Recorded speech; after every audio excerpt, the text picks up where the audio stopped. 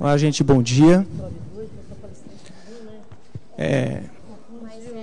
Esse sobrenome Krulikovski aqui, a Carol ficou treinando durante 2 dias seguidos, já foi motivo de bullying no colégio, né? Vocês não imaginam quantas piadas eu já ouvi, mas eu vou garantir que é uma ótima estratégia de marketing, porque uma vez que ela esquece, sempre que ela vê Krulikovski, ela vai lembrar, você que é o que chamava Krulikovski. Ninguém lembra do meu nome e do que eu faço, mas Krulikovski lembra facilmente. Bom, vamos lá. Eu estava pensando um pouquinho, quando me chamaram para falar aqui, o Marcos, ele é meu sócio. Hoje eu trabalho como gerente... Você pode passar a apresentação já? Como é que está? Hoje, assim, eu trabalho como gerente executivo do projeto CIES, que é um projeto acelerado na Artemisia. Eu também sou sócio do Marcos, na Kagawa, numa empresa que chama Setori, que é focada em apoio em gestão de pequenos e médios empreendedores sociais.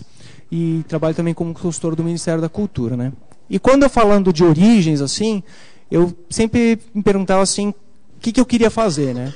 Então eu lembrei eu vi uma foto, eu descobri uma foto que há muito tempo eu tinha, quando eu não tinha dúvida do que eu queria fazer na vida. Eu posso mudar aqui, ótimo. Olha que beleza. E notem as armas, o tamanho da arma. Né? Hoje seria politicamente incorreto fazer esse tipo de coisa, mas naquela época, polícia e ladrão, quem não brincava de polícia e ladrão, né? Logicamente que o meu irmão é mais velho com uma cara de xerife. Vocês acham que eu apanhava dele ou não? Sempre. Enfim. Mas assim, a gente sempre busca quais eram... O que estava na origem de fazer as coisas. Eu sempre me lembrava que a minha vontade principal era fazer algo. O que me movimentava quando estava no colégio? Era fazer alguma coisa. Então, aí fundei o Grêmio do colégio, ficava sempre ao lado de festivais da primavera. Na verdade, o que eu gostava de fazer era fazer alguma coisa, né? E lá pelos 14 anos, eu comecei a tocar também. Eu era presidente do colégio, daí eu gostava de tocar porque eu não conseguia me relacionar bem com as meninas, então a música sempre foi também uma forma de ajustar desse lado. Mas, de alguma forma, a música continuou na minha vida durante muito tempo, a ponto de depois... eu tinha começado a trabalhar, em determinado momento da minha vida eu resolvi fazer música. E daí eles vão perguntar, o que o músico está fazendo num projeto de saúde, o que ele tem a ver com gestão? Aí é que está o negócio. Porque, na verdade, na música eu aprendi muito do que eu aplico hoje na gestão. Por quê? Ó, eu não sei quem lê música, né? Mas assim... A senhora vai assistir? Tá. Não, 2.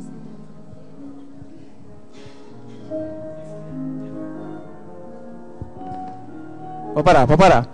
Gente, a complexidade da música é mais ou menos assim. Você imagina que, assim, tocar uma linha musical já é uma complexidade. Esse aqui tem 2, tem que pensar... É como se você aprendesse a falar 2 coisas ao mesmo tempo. Porque você tem que fazer coisas totalmente, às vezes, diferentes. Quando eu pegava uma tocata do bar, eram 4 linhas musicais eu tocando ao mesmo tempo, e cada hora ia para um lugar. Então... Quando eu penso em gestão, na verdade, eu lembro sempre de uma pauta que eu tenho na minha frente e que eu tenho que fazer uma leitura tanto vertical e quanto com o tempo. A complexidade de análise é muito grande quando eu tinha que fazer música. E outra coisa que eu sempre que eu aprendi muito foi com relação à liderança. Por quê? Ler livro de liderança é uma coisa, mas... Nada supera uma aula de liderança quando você é um regente, você está na frente de uma orquestra, de um coro, e você não pode cantar, não pode tocar nada. Você tem que fazer uma forma de conduzir um grupo a fazer alguma coisa. E quando você é empreendedor, no fundo, no começo, você faz, o cara não faz, vai lá, você faz você, porque é isso que você tem que fazer e vamos embora. Em determinado momento, você tem que aprender o quê? Como é que você vai conduzir um grupo, e isso eu aprendi muito nas aulas de regência. E por último, o meu maior aprendizado é que para tocar qualquer outra peça dessa daí, você tem que trabalhar com 2 vertentes. Uma é muito estudo. Sem técnica você não faz nada. Não faz nada. A regra das 10 mil horas para ser especializado vale. E eu durante 2 anos, eu me propus uma meta de estudar 20 horas por semana, e esse foi o foco. Mas, por outro lado, a música, se ela também não tiver... Se é só técnica, não resolve nada. Se a gente não colocar o sentimento junto, não existe música. Se tiver só técnica, é um computador tocando. por outro lado, se você tiver só emoção, você não consegue executar aquele monte de notas. E foi aí que eu comecei a aprender também, e me dei conta do quanto a música me ensinou a trabalhar com duas coisas que elas têm que andar, parecem coisas distintas, mas são duas faces da mesma moeda. Que é como é que você fala das técnicas e das formas de fazer alguma coisa, e como é que você também, ao mesmo tempo, cria um sentido para aquilo. Para mim, tudo tem a ver com a questão do processo e do sentido. A música e a arte, para mim, tem a ver com processo e com sentido. E quando eu falo de um projeto social e da minha trajetória, eu percebo também que tudo tinha a ver com processo e sentido. 5 minutos, vamos lá. Então, aí eu fiz 33 anos e acabou a minha vida. Obrigado. Não.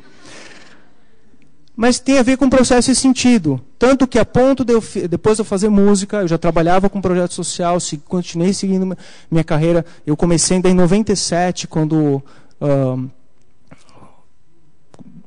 era o comecinho do boom da responsabilidade social corporativa, e daí eu comecei a trabalhar com projetos na área de educação patrocinados por grandes empresas, um projeto da Fiat, depois Nestlé e Philips. Comecei trabalhando mesmo nesse tipo de coisa. Depois eu fui também aprender, fui fazer um MBA, aprender um pouco mais de gestão, porque eu queria aplicar, na verdade, era como é que eu consigo fazer uma ideia dar certo. E para mim, a minha forma de enxergar era através dessa complementaridade. E quando a gente fala, para mim, de negócio social, é um pouco dessa linha que a gente está guiando, a linha tênue. A gente sempre fala do mercado das pessoas. Quando a gente está quando a gente fala de negócio social, para mim você fica como é um equilibrista. A gente fica se equilibrando entre os dois. Se a gente pensar só no mercado, a gente é terceiro setor mesmo. A gente vai para outra vertente. E eu acho que, para mim, o que diferenciou, e quando eu me encontrei até com o CIES e com os outros negócios, é estar tentando lidar com essas duas possibilidades que elas são coexistentes. Para mim é um ganha-ganha. Eu considero como um ganha-ganha. Já não existe mais aquela possibilidade de você falar assim, não, eu vou me dedicar a um projeto social, aquela visão romântica de você falar, vou para o interior do sertão e ficar lá só, pé no chão, atendendo a comunidade sem ganhar nada. Não. Eu acho que, na verdade, você tem uma coincidência das duas coisas. Você tem um olhar para as pessoas, mas você tem também um olhar para o mercado, que são as técnicas, os processos e as formas de fazer. E eu acho que, na verdade, quando a meu maior aprendizado, e a minha opção de vida por estar trabalhando com negócios sociais e culturais, é poder trabalhando com essas duas vertentes. E ver como é que elas se complementam. Então, minha vida, na verdade, eu falei da música porque tem essas duas vertentes que eu procuro equilibrar. Então, daí hoje, eu sou o gestor executivo do projeto CIES, que é um projeto que leva atendimento médico humanizado. A base é uma carreta, um centro de atendimento médico móvel, que abre em 100 metros quadrados, e a gente leva o atendimento que exige, eu chamo de atendimento de média complexidade, que é uma ultrassonografia, mamografia, que são determinados exames que precisam de equipamento mais caro e que precisam também de médicos, né?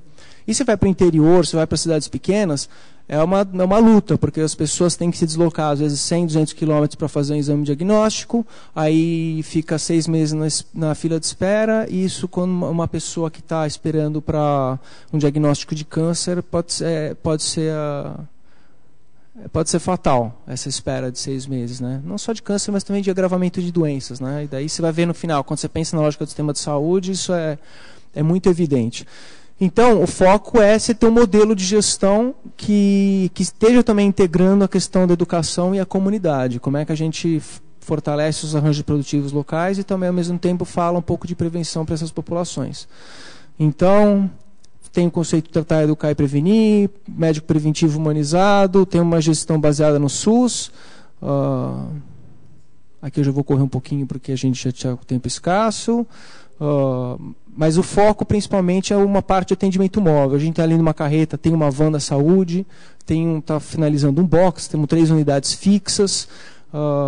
E aqui é um pouquinho da foto da carreta, como ela está hoje. É uma carreta, maior centro médico avançado.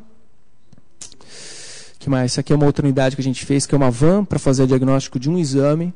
Vamos supor, a gente faz operação de catarata. Operação de catarata que é uma demanda fortíssima, é impressionante. As pessoas não enxergam, daí você faz uma cirurgia de 10 minutos, as pessoas voltam a enxergar. É um negócio que é impressionante mesmo, né? vamos dizer assim, a capacidade de resolução que você tem. Então, de pessoas que estão ali 6 meses, fizeram uma cirurgia do coração e precisavam fazer um ecocardiograma para saber se está com problema no coração ou não. A pessoa fica ali 3 meses, 6 meses esperando para ver se deu certo ou não deu e na expectativa de que não tenha dado certo a operação. Então, vamos dizer assim, adiantar esse tempo significa muito na vida das pessoas que estão ali na fila de espera do SUS. E fora isso, a gente tem agora também um outro modelo de um box que a gente está construindo, espero no segundo semestre estar implementando. Essas aqui são algumas fotinhos deles. O projeto, o idealizador é o Dr. Roberto Kikawa, recebeu um prêmio FINEP, ele é empreendedor social do ano 2010 da Folha Schwab e prêmio empreendedor social do ano da Ernst Young. Então, eu falo hoje, na verdade, não como empreendedor também, mas o meu foco principal hoje, minha carreira, tem a ver com trabalhar como executivo de um negócio social. O meu foco de trabalho é ajudar e apoiar a que as ideias saiam do papel e que sejam executáveis. Vamos dizer assim, a minha opção de vida, minha opção profissional foi fazer esse apoio. E hoje eu estou trabalhando também com o Dr. Roberto nesse sentido, em construir o sentido do projeto e fazer ele crescer e escalar. E